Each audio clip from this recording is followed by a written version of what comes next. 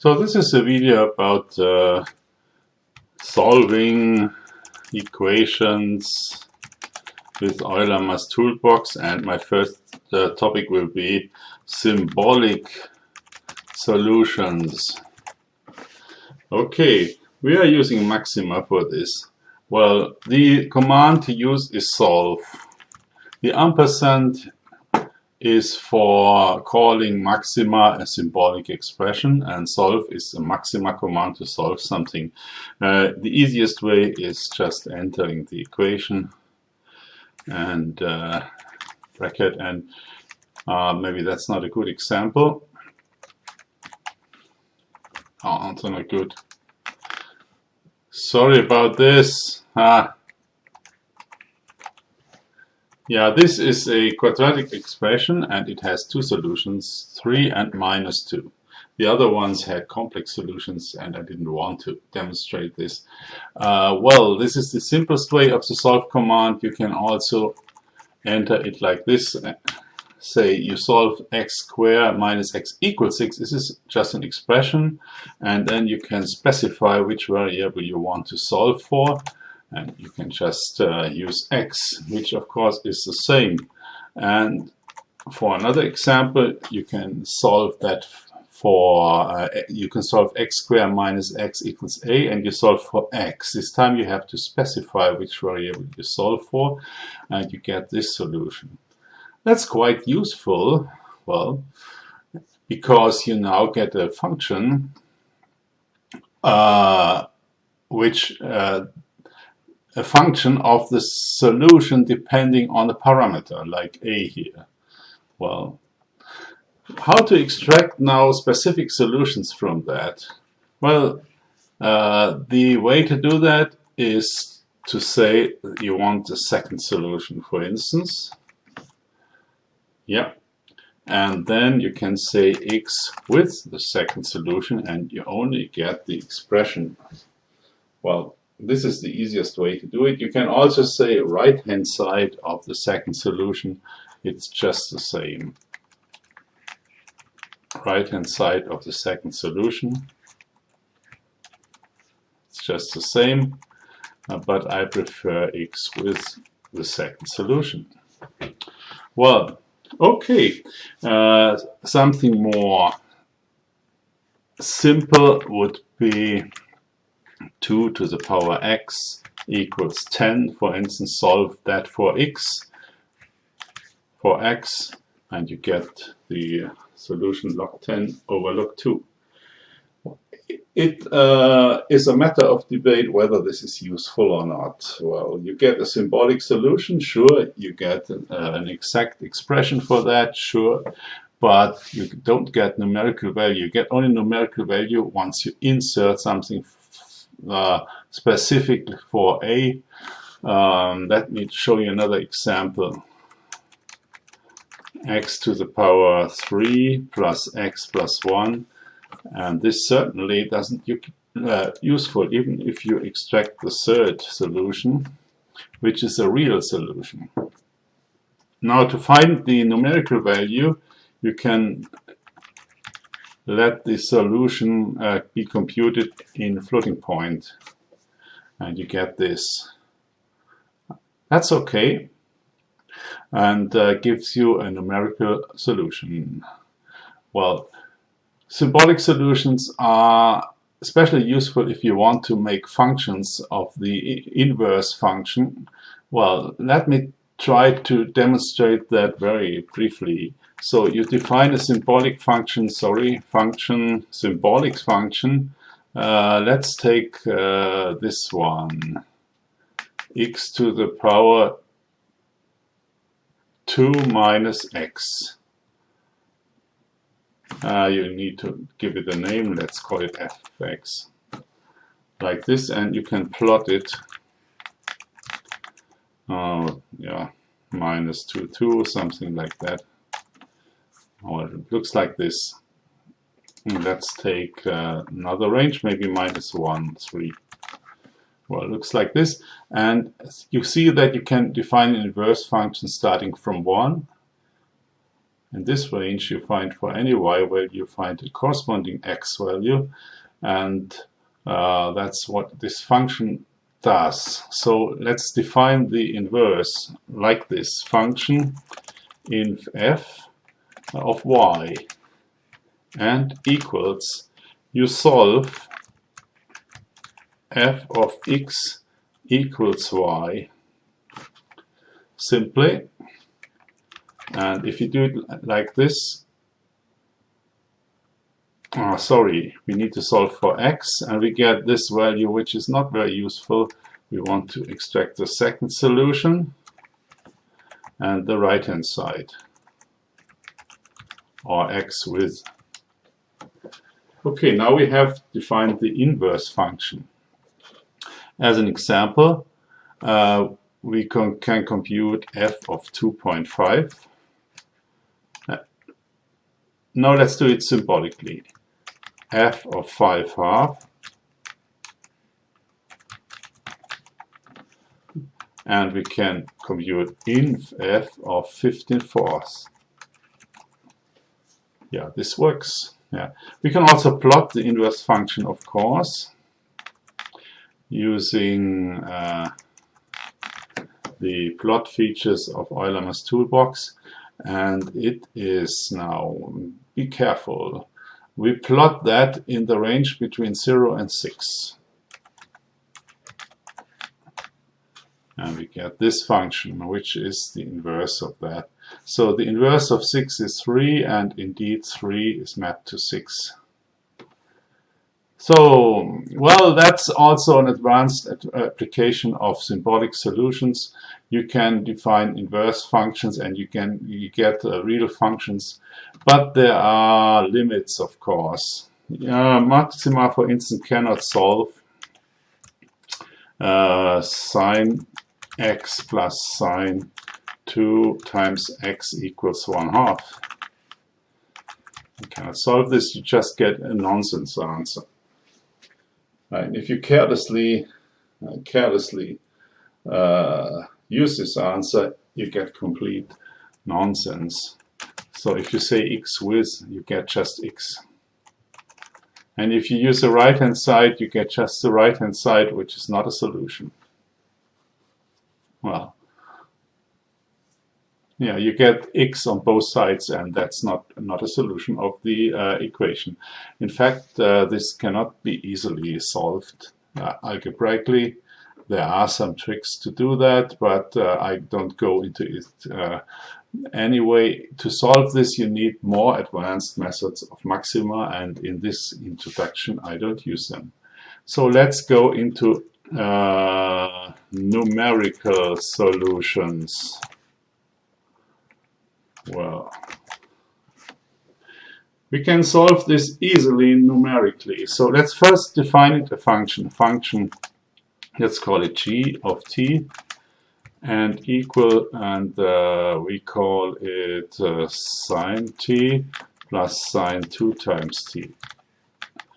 Yeah, we've defined a symbolic function now, and we can plot that. I'll say between 0 and pi, and let's insert that. It looks like this. Now we can find the value where this function is 1/2 in the plot. It should be around here and around there. We want to find these two values for a start.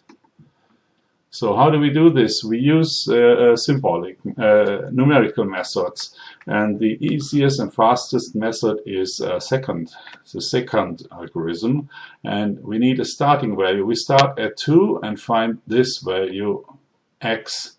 So how does it work? We just say solve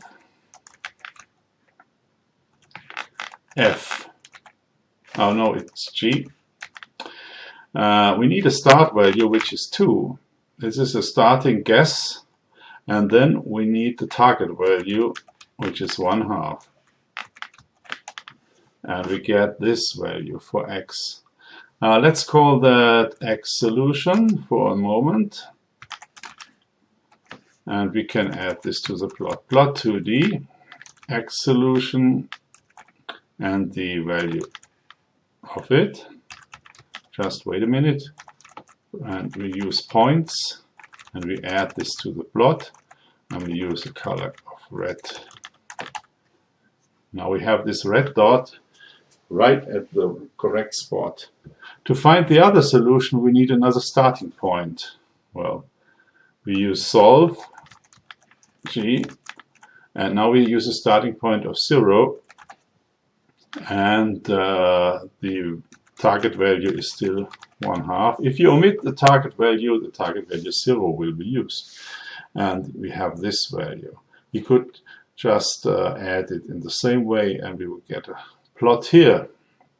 So this is the second method. Another method is the bisection method. Bisect between, say, 1 and 2. You want to find the target value of 1/2, and you get the same value. This is a lot more stable, and there's even a mixture between the secant and the bisection method. And to use that, you say secant and G, and then if you see this second help, and you have two values, AB, find the solution in AB. If B is missing, you just get the normal second method. So between 1 and 2, you find 1/2. And that's a nice mixture of the second method and the bisection method. And assume there is no value in the interval. So let's take another target value. Between 1 and 2, the function never gets 2, for instance. We get an error. We get an error, which is not very error in sign. Yeah, because the second method just fails there.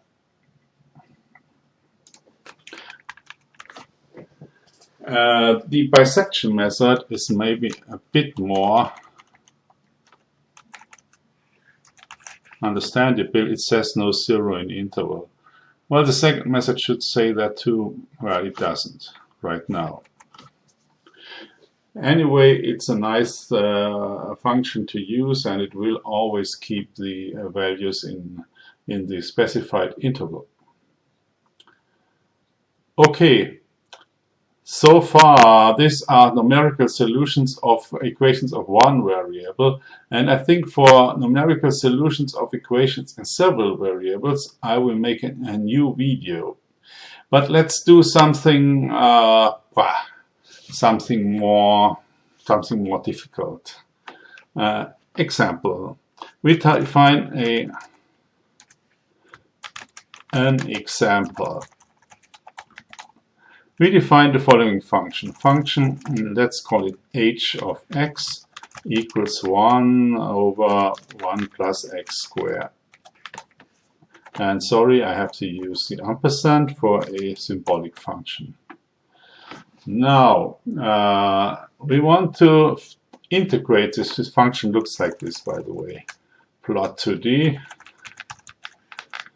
h between 0 and 10, for instance, will look like this. And we want to find the area here between 0 and 5, or something like this. We can use integrate, another numerical method of Euler's Toolbox, between 0 and 5, and we get this value. Okay, this is the adaptive Gauss integration, and the digits will all be correct. But let's make that a function. Can we do, by the way, can we do that integration in maxima?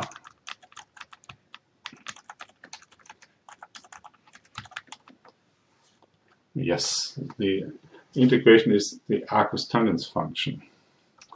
But if we take the fourth power here, we can still integrate it, but maxima will not find a proper solution. It will find a solution, as you see, because there is a function which integrates this, as you see, but it's rather complicated. Yeah. And I want to find the inverse of this function. Well, in Euler Math Toolbox numerical side, you can do that.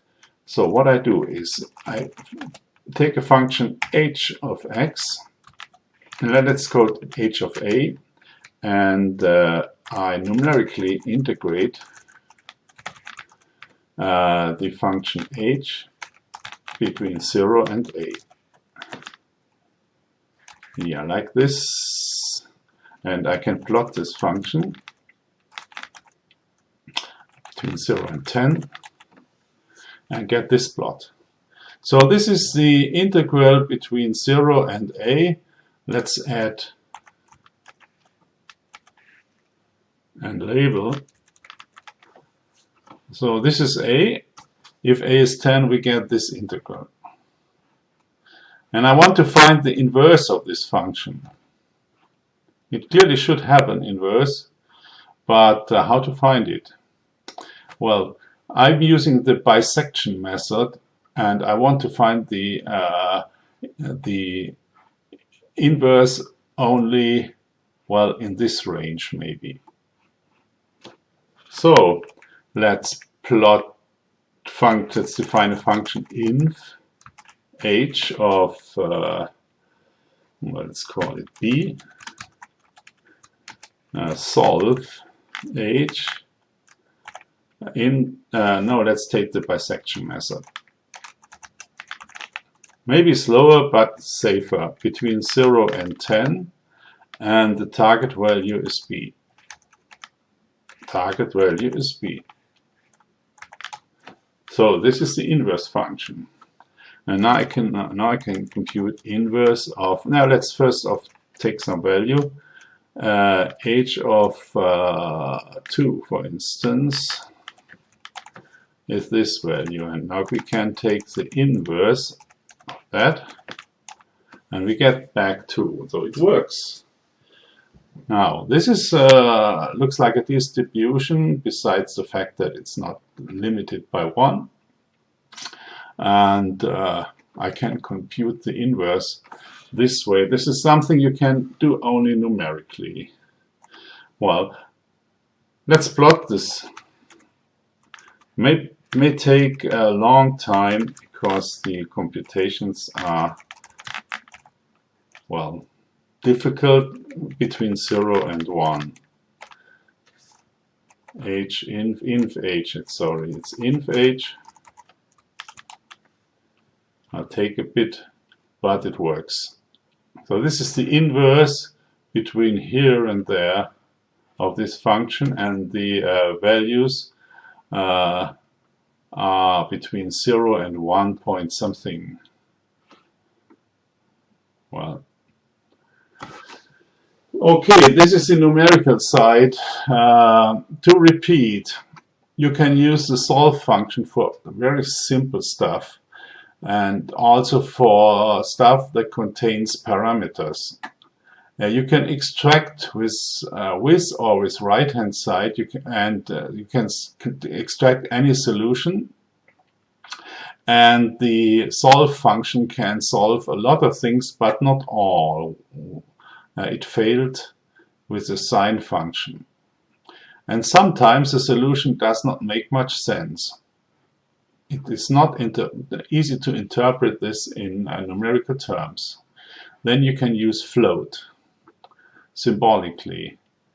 Well, you can make a function of the inverse of this function using the solve function of maxima, and you get a very nice function like this, which is the inverse of the parabola in this range. And that works, and you can plot it. And here the solution simply fails. So you use numerical solutions, which can solve a much broader range of functions. And I demonstrated this on sine t plus sine 2 times t, these functions, and you use solve. Solve needs a start value, a starting guess, and a target value. If you omit the target value will be 0. And you can also solve expressions. Maybe I should demonstrate this. But this is solving a function. And you can define, you can also use the bisection functions, and you can define the inverse. Here we have that. The inverse of a function by using a solver with a target value of b, like this. And this is a rather complicated thing because it has to integrate numerically and then find and apply the bisection method to this integration numerically. And it works, but the speed will not be optimal. If you need optimal speed here, you should know other methods. You should use other methods. Let's say more on this. So what I forgot to say is that you can solve expressions in numerical expressions. Let's solve x equals cosine x equals cosine x. Then you just take x minus cosine x and solve it for 0, and the starting value should be 1. So this is a solution of x minus cosine x equals 0, which is the same as x equals cosine x in the vicinity of 1. To demonstrate this, let me plot x between 0 and pi, and let me add a plot 2D of cosine x between 0 and pi, say in color blue, and of course add it. I forgot that. So we have this value. This is the intersection between cosine x and x, and maybe we should take p half here. It's around 0.7 exactly at this point. Yeah, so you can solve expressions, and by convention, expressions are expressions in x. You can change that, but the easiest way to change this is using functions. Functions can be functions of t and anything, but expressions are expressions in x.